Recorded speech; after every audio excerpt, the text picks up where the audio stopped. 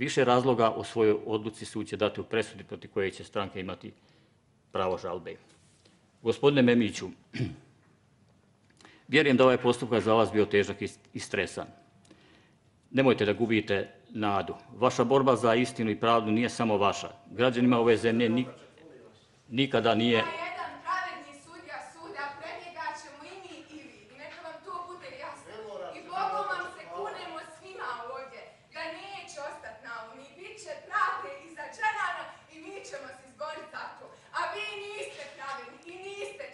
Možete napustiti sudnicu.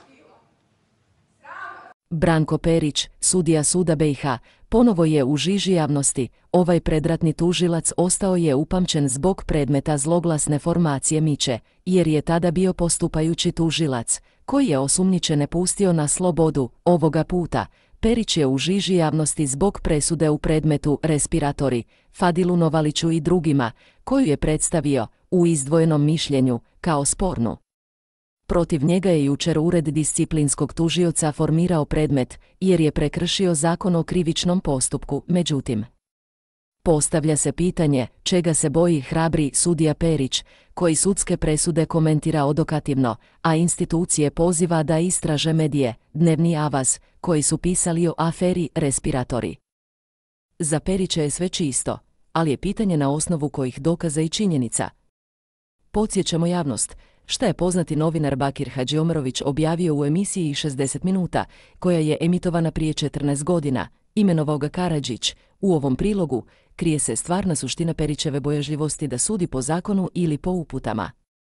U prilogu se, između ostalog, navodi da ga je za tužioca u Tesliću imenovao Radovan Karadžić, balkanski krvnik i presuđeni ratni zločinac. Tačno je pojašnjena uloga Perića u predmetu Miće. Pogledajte video. To je u svom punom kapacitetu činila i zločinačka formacija Miće. Sjećate se, to su oni zlikovci koje, što smo u više navrata i dokumentirali, na slobodu pustio tadašnji ratni okružni tužitelj u Tesliću i današnji sudija Državnog suda Branko Perić.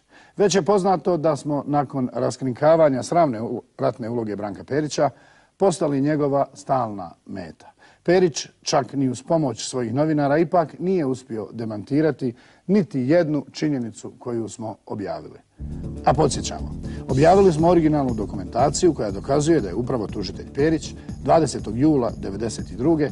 dao saglasnost za puštanje ubica iz Mića na slobodu. Upravo gledamo taj dokument. Mjesec dana nakon što je oslobodio ubice iz Mića, tužitelja Perića će 23. augusta 1992. ratni zločinac Radovan Karadžić ponovo imenovati za javnog tužitelja u Tesliću. I taj dokument gledamo. Sva ova dokumentacija objavljena je u službenom glasniku Republike Srpske 7. septembra 1992. U bijednom pokušaju da demantira što se demantirati ne da. Perić je nedavno izjavio da je neposredno nakon oslobađanja zločinaca iz Mića uklonjen sa tužiteljske pozicije u Tesliću. Prisjetimo se te Perićeve laži.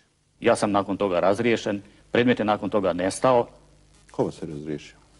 Pa skupština tadašnja Republike Srpske, Narodna skupština, bez ikakvog obrazloženja. Ja sam morao da napustim Teslić. Predmet je nestao, ljudi su još prije toga pušteni iz pritvora potpuno nezakonito. Perić je dakle u samo 2 rečenice izgovorio najmanje 3 laži. Krenimo redom. Prva je laž da je nakon puštanja Mića na slobodu razriješen sa tužiteljske funkcije. Da to nije tačno, podsjećamo ponovo odlukom zločinca Radovana Karadžića da Perića imenuje na tužiteljsku funkciju i to 23. augusta 1992.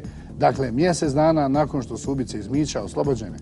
To znači da Perić ne samo da nije razriješen, već je i nagrađen od ratnog zločinca zbog oslobađanja ratnih zločinaca.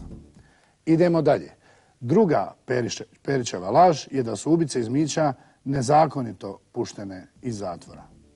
Gledamo rješenje Osnovnog suda u Tesliću od 21. jula 1992. koje je potpisao istražni sudija Nenad Kovačević, a u kojem se u obrazloženju odluke o puštanju Mića na slobodu navodi, citiramo, osnovni javni tužilac svojim aktom broj KT 149/92 od 20. jula 1992. saglasio se da se okrivljeni puste iz pritvora, završen citat. Dakle, laž je da su ubice puštene, kako to Perić tvrdi, potpuno nezakonito jer je saglasnost za njihovo oslobađanje, kao što smo vidjeli, dao upravo tadašnji javni tužitelj u Tesliću Branko Perić. I treća Perićeva bezočna laž, izgovorena u samo 2 rečenice, je njegov navod da je neposredno nakon puštanja Mića na slobodu, dakle još 1992. razriješen dužnosti od Skupštine Republike Srpske, zbog čega je, kako tvrdi, morao napustiti Teslić. Ovo je konačno odluka o Perićevom razrješenju. Nastala je ne kako to Perić tvrdi 1992. jer ga je, kako smo to već dokazali, u avgustu iste godine lično unaprijedio Radovan Karadžić, već tek 3 godine kasnije, tačnije 14. juna 1995. Odluku o razrješenju je potpisao ratni zločinac Momčilo Krajišnik, i to na Perićev izričiti zahtjev. Tako ispada da jedina istina u jednom Perićevom TV iskazu jeste podatak da ga je razriješila Skupština Republike Srpske, ali kako vidimo, to se nije, kao što to Perić laže, dogodilo 1992. već tek pred sami kraj rata, nakon što su Miće širu Tesličku regiju pretvorili u etnički očišćen prostor.